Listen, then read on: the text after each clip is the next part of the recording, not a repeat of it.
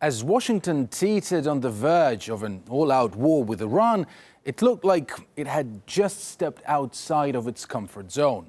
The risk of plunging the Middle East into yet another disastrous conflict was an obvious weight on the U.S. But now, with the tensions easing, America is back in familiar territory, waging a political and economic campaign to force its rival into submission. What is our strategy?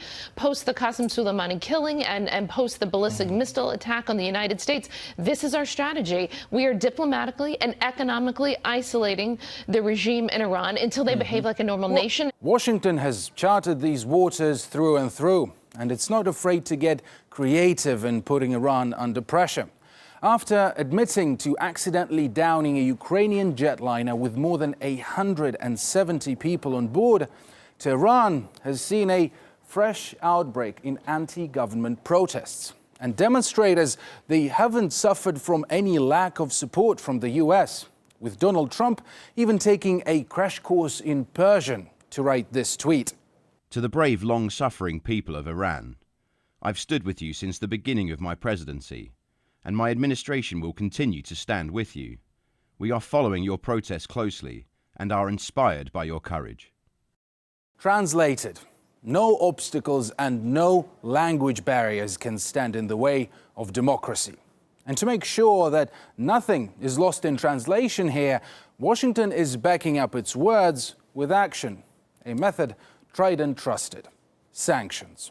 We are announcing additional sanctions against the Iranian regime. As a result of these actions, we will cut off billions of dollars of support to the Iranian regime. Israel, as is tradition, was quick to cheer. It always does whenever things take a turn for the worse for Iran. I commend President Trump for imposing new and very harsh sanctions against this regime. I must say that this was also done close to the Iranian decision to accelerate uranium enrichment. I call on Britain, France and Germany to join the American effort. But few other nations shared the excitement. For Iran, a nation that spent decades under all flavors of sanctions, being free of them is more of a challenge, actually. The United States only thinks that since that it's a superpower, that it can do whatever it wants. So it tries to hurt Iran through sanctions. It tries to hurt China through economic warfare and trade wars. It tries to hurt Russia through sanctions. But ultimately what it does is that it brings these countries closer to each other, and other countries become have a more negative view of the U.S. government. And I think in the long run, what it does is that it diminishes the stature of the United States and the capability of the United States to maintain its hegemony. America's economic crusade against Iran is rubbing Europe the wrong way too. The EU is in an ill-tempered clash with Washington over the Iran nuclear deal, which was derailed by the U.S.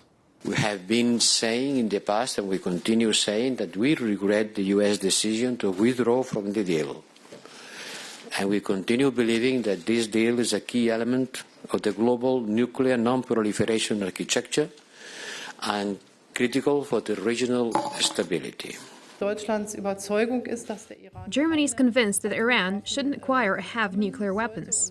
For this reason, we will continue to employ all diplomatic means to keep this agreement alive.